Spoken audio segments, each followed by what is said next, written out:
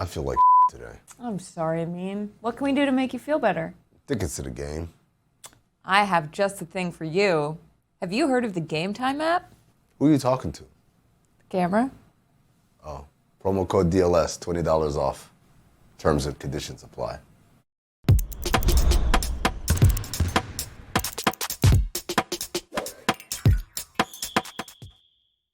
Welcome to Oddball, a very sick Amin Hassan, a not so sick Charlotte Wilder, but soon to be by the properties of this enclosed box that we're in. Cool, very glad we're doing this. Can we have the door open? Can I dip out? Just ventilate this place. But I'm glad everyone in the control room is laughing so hard. well, they're behind glass. That's so fun for me. They're safe. You know who else doesn't have to worry about anything? Who? Mike Miller. Mike is going to be joining us for a little conversation about the next chapter in his life. Can't wait to hear what Mike has to say. Especially what kind of pets he has. Also, hype me up. This is the segment. Hype me up? Yeah, you do that voice and we uplift people. But let's go right to Mike Miller. Why not? Why are we wasting time? I'm sick. Our next guest is the president, co-founder, and an agent at Lift Sports Management. But you might know him from his prior career as an NBA player, 17 years in the league, two-time champ, 2001 Rookie of the Year, 2006 Sixth Man of the Year, and of course, how can we forget, a career 40% three-point shooter. It's Mike Miller. Mike, before we get started with everything, I have to tell this story. Back in the days when I was at ESPN, we did a couple of shows during the summertime doing the jump, right? And so there was, I want to say it was either 2016 or 2017. I was walking from the studio back to the hotel, JW Marriott, and I saw you in the lobby, and I said, Mike, what's up, man? What you doing here? I didn't see you on the schedule this week. And you said, no, I'm not doing the show. I'm here for the game. I'm like, what game? And you're like, Nuggets-Lakers. I'm like, why are you at Nuggets-Lakers? And he said, I play for the Nuggets. I'm like, oh, snap. It blew my mind, man. It was like, you're still playing. At that point, I thought you had already transitioned and stuff. So I want to ask you what those last few years were like for you in your career, where you're not playing, you're kind of there as a veteran mentor, role player, but like you're still kind of extending your career. Hey, first of all, don't feel bad. The only people that knew I was playing still were the payroll people with the Nuggets. You know, it was interesting. Obviously, the hardest thing to do at the end of your career is when you still feel pretty good, but you got to go serve a different purpose and a different role. And that's what made my journey and my experience in the NBA so different, right? Like I almost played every role there was. And with my role in the Denver Nuggets was being that veteran leader, trying to get those guys to understand the difference between 38 wins and 60 wins, and just the development side and just being that voice in the locker room, the positive voice. You're one of 7 former players who are certified as agents. Why do you think so few players go into this line of work? It's a grind. It really is a grind. And if you don't prepare yourself and understand that, you're doing the clients a disservice. I literally am working harder now than I did as a player, and it sounds crazy, but it is. But it's my passion. It's what I felt like I'm here for. My mom and my dad were both on me, even when I was going through it. Is once you get to where you're successful, is turn around and help the next person up. And I think that's what I'm set to do. And I was fortunate enough to build an unbelievable team around me at Lyft that helps me on the stuff that I don't know and learning through. But the value of playing 17 years and playing every level, whether it was a starter, was one of the best players on the team, or was a guy in Denver that didn't play but was a locker room guy and understood it, those things are what I think we bring a huge value to, and that's what we set out to do when we built Lyft. And beyond that, you've been a college coach at the University of Memphis with Penny Hardaway. You've been a very successful high school coach. Do you feel like those experiences have helped you in your role as an agent? And could you have been what you're doing what you're doing now had you not had those experiences? I think I could be doing what I'm doing now without those experiences. I wouldn't be as equipped for it. I always had great relationships with every player I played with, understood them because I'm around them a lot. When I got into college coaching, you start understanding what these kids react to and how they, they build off of things that you say. And I think in college, I learned that. Obviously, high school is leading. It's being the head coach and leading. In college, I was, following Penny's lead and helping and being an assistant there and trying to get these players in development side better. But all of it's about basketball, and we at Lyft, we keep the main thing. And so when you go through college, you go through high school, I love the development side. It's another thing I think it makes us different. Like I do the training. So it's getting on the floor, gaining the trust. All those things added up to where I am now. People love to talk about like, oh, Gen Z, or like, oh, kids these days are like always on their phones. Or have you seen any sort of difference in players who are coming up today as opposed to when you were playing? Is there a generational shift that's really remarkable, or is this just the same thing everybody's been saying since as long as there were generations? Well, it's definitely not the same. I mean, I think it's the same thing that every generation goes through. It's just that these guys have more at their fingertips. And when there's more at their fingertips, and they're seeing things on social media, or they're directly getting things off of social media, or they're directly impacting, or they're building brands or building things off social media, stuff that we never could do. Is there a common question that when you're talking to players or about to sign players to work with them that they ask you? I'm always curious. If I assume that everybody knows what the deal is going into the NBA, but if you've never been there, is there one thing that surprised you that people might ask? No, it's the same question everywhere I go. How was it playing with LeBron? How was it playing with LeBron? No, it was obviously, it was amazing. It was a blessing. But I think to me, it's I'm able to have real basketball conversation, real basketball talk with these kids.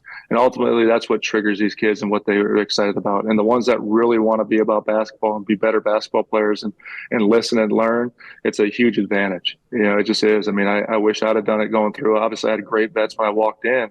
You got to be a part of something that is going to be remembered forever. That Miami Heat team that went to the finals 4 years and won 2 titles, obviously. Looking back now, what are some things that in the moment you guys felt like, okay, this is just every day, this is life, that you look back now and say, that's insane that we went through that? Well, the biggest insane thing that I think is not even just the moments going through it, was the sacrifice that was needed. And I always say, like, for all kids, even when I was coaching or now in the agency side, like, sacrifice is an easy word if you know what the outcome's going to be, right? Like, you come in Miami and we all felt like we were certain levels of basketball players. And if someone told you, hey, listen, instead of shooting 13 shots this year, you're going to shoot 5 or 6, but you're going to win a championship, everyone's going to raise their hand and be like, oh, okay, I'll do that. But if you don't win championships, that sacrifice goes for nothing. So sacrifice is difficult. And then just the mental load it took. I mean, when you join a team like that, and I think the team doesn't get enough credit for, is the expectations were crazy. It's all what we signed up for. It's what we wanted. One of the biggest reasons I went there, I wanted to find out if I had it or not on that level or that stage. But like when you're done, like physically you're beat up, but mentally you're way more fatigued than you are physically. Charlotte, now I don't know if you know this, Mike is from South Dakota, right? So, Mike, I interviewed Austin Reeves. He's from a real small town in Arkansas, and talking about the people that he grew up around who said he wasn't ever going to make the NBA or make the league. And then that first summer coming back, and it was like, yeah, what's up now? Like, after he had a good year playing with the Lakers. For you, coming from South Dakota, what were some of the challenges as far as your basketball dreams? And did you ever go back home and say, what's up now? I mean, you want to say what's up now. There's no question. I mean, that's just natural. That's you being natural and competitive. When I was coming up, South Dakota, if you really wanted to recruit me, you had to work. and I mean that. Like, I'm so thankful for all the coaches that recruited me, because everything in life is about opportunity and platform. If they don't want to take that trip to Mitchell, South Dakota, which you weren't using Google on your phone and Google Maps, you were really taking a map out and landing in Sioux Falls, driving an hour and a half to go see me, showing up at a house that is a blip, you know what I mean? Like, so like those guys really committed to me, and that's why I was so thankful for it. But, yes, to answer your question, you do want to say, what's up? Did you ever ask Billy Donovan, how'd you find me? Well, we still had the tournaments. Like, we still had opportunities and tournaments to play in. I think the biggest thing there with him is that he still recruited and worked. I hear anything before the internet, and I'm like, carrier pigeon? Like, what are we? Mike, speaking of carrier pigeons, I got to ask you, do you have any pets now? I know you famously had a pet monkey, and wondering where do you go from there? Like, do you get another pet monkey, or do you get a dog? Like, what? Anything out of the box? I tell you, I'm almost embarrassed to tell you what I have. We have at our house now, we have a pet raccoon. What? Sorry, what? Yeah. Mike. Yeah. On, man. Wait, Yeah. And we have a pet fox. I have a few questions. How did you find that? How did you get them? Were they like roaming around and you brought them in, or did you seek them out? No, I think the rumor around town is that we're the nutty family, and anytime animal gets brought in at like 2 weeks old, we feel like we can Dr. Doolittle them. You know what I mean? So my wife loves it, and one thing I learned: as long as she's happy, I'm happy. But our kids love it. It's just something we've always done, from monkeys to foxes to raccoons to dogs. We're crazy. I have a 13-year-old who's playing basketball. I've decided very quickly that I would not be coaching because I will kill my child. Smart. As a coach. You coached your sons. How hard was that? Let me ask you that. It was hard. It was one of the best experiences I've ever had in my life. But it was hard. I had an early sit down when it got brought to me. When COVID hit, I stepped away from college basketball. I just needed a reset. And I really started examining my life. Like, I played 17 years. I was gone all the time. My family sacrificed without me. And so when I sat back and the high school came to me and said, "Hey, would you like to coach these guys?" I was obviously interested at first, but I sat down with the entire family and told my wife and my kids, this is going to be hard. It's going to be difficult. Like, there's going to be times my wife's going to hate me because of the way I treat my kids. There's going to be times my kids hate me because of the way I treat them in practice. But it gave us an opportunity to really lock in the gym and be around and experience the things he was experiencing, both my boys. My oldest wins Mr. Basketball year. We won state championship. So, like, when it came back, and again, it was a sacrifice. And it's easy. Like, if we don't do those things, maybe we're telling a different story about how we like each other now. But, it was just an unbelievable experience as a father to be able to coach your kids through that, through the struggles, through the successes, and then every day being in the gym with them. Because as basketball players, our lives are amazing, but we do sacrifice a lot, and we sacrifice a lot of family time. And I was able to gain a lot of that back in 1 year, which, was an unbelievable blessing. Mike, I talked to a lot of former players who have sons who are playing basketball, and almost all of them say the same thing.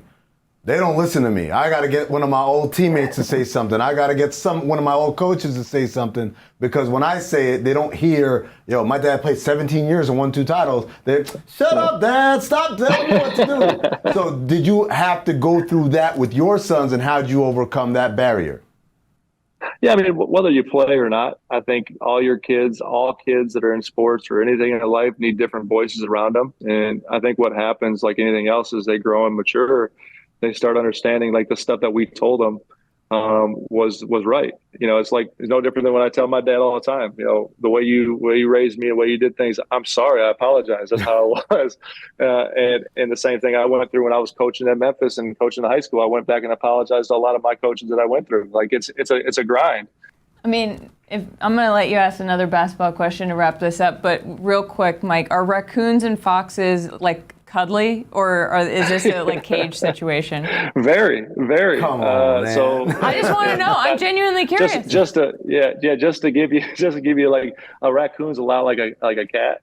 The fox is more like a dog. I think anything. Again, I'm nuts, and my family's nuts, but I think anything is how you raise it. Right. So we got it early enough. I don't think they realize they're raccoons or foxes right now. I think they feel like they're part of our dog family, because we have dogs too. So they raise with the dogs, and but they're a lot of fun. Thank you. I'm researching for a children's book. So, I mean. There you go. Come take photos and videos. You got a good photo book for you. Perfect. Thank you. My last question for you. You mentioned, after going through some experiences, calling some of your old coaches, calling your dad, saying, "My bad." What's the most knuckleheaded thing that young Mike Miller did in a basketball setting? I don't think, because my dad coached me. My dad was a principal. My mom was a teacher. I didn't do anything nutty. I just sometimes didn't appreciate the time and effort they put into, like coaches put into it. And you don't understand that, they're organized and prepared and do their jobs, right? Like, when you come in and show up as an athlete, you show up for the 3 hours for practice, the hour and a half before, getting your work in and maybe the weights. But you'll understand that coaches are really diving into what's best for the team. And individually, as a basketball player, you're always wondering what's best for me. At times it's just your natural habits. So you don't understand the work and the grind and the amount of preparation that they put into it. And the behind the scenes for coaching, they spend a ton of time. Like when you spend 4 hours at the gym, they're 9, 10, 12 hours at the gym. And there's a lot of things that you have to juggle. It's parents, it's the kids, it's playing style, it's the opponents. And I think just the appreciation of being on the other side and seeing that it wasn't so much of, I never would disrespect a coach. It's more along the lines of the frustrations that you live as a player, that you don't understand that the coaches have 15 people to worry about, not you. And selfishly, that's hard to understand when you're going through it. His name's Mike Miller. He's a 2-time champ, played 17 years in the league. Thank you so much for joining us on Oddball. Thanks, I Mike. appreciate y'all having me, man. Good to see y'all too.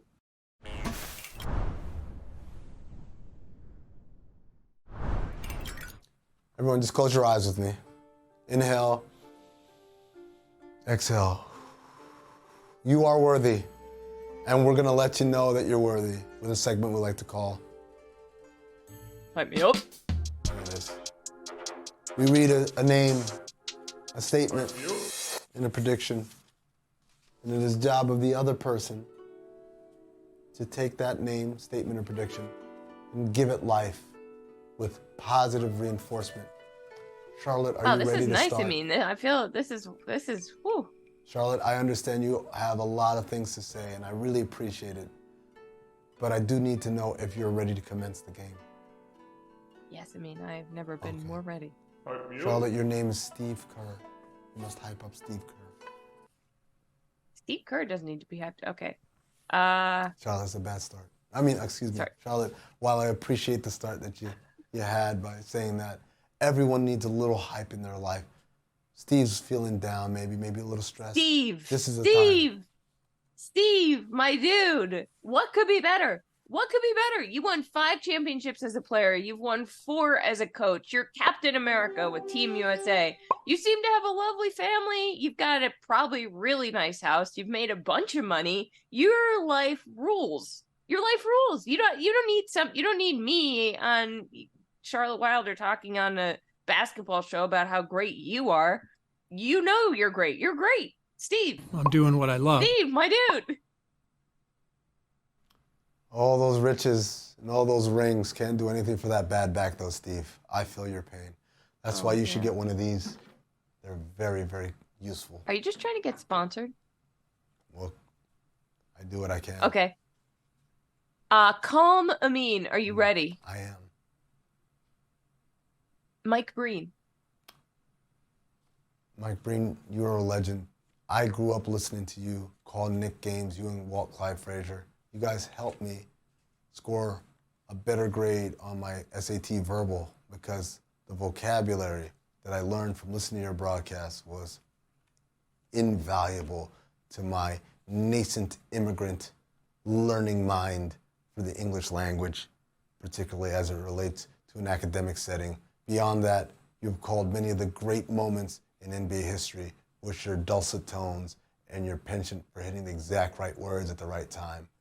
I'll never forget that time where you took the time to come into the crowd and talk to me as a youngster about what it meant to be a good fan, because I had a sign that perhaps wasn't too complimentary to Keith Van Horn. I'm sorry. Who at that time was rumored to be traded to the Knicks, and I wasn't happy because I was a big Latrell Sprewell fan. Mike, you're a Hall of Famer 100 times over, and I hope my career reaches even a fraction of the success and class that yours has. Thank you for everything you've done. That was really nice. Charlotte, your next statement is the Mavericks waived JaVale McGee only a year after signing him to be the starter for them. So JaVale got waived. It only took a year. You gotta hype up JaVale McGee here. Or are we hyping up the Mavericks? No, we're hyping up JaVale. We're hyping up JaVale. Okay, sorry. I like to hype up everybody. I'm equal opportunity in terms of everybody needs a little positivity. Charlotte, okay. We need you to deliver the positivity to JaVale, though.